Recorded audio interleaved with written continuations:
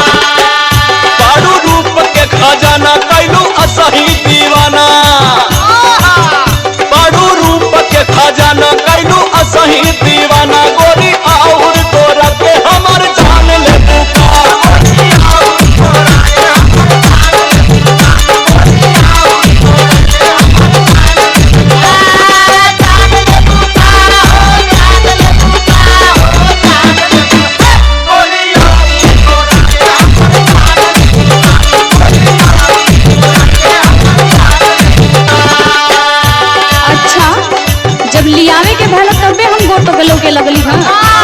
इससे पहले तो कबो ना कहत रहला कि हम गोर हई हम सुंदर हई। अरे तो ऐसन बटले बाड़ू तो कहे के कौन जरूरत बा। अच्छा कि कंजूसी ना करत रहा। अरे नहीं हो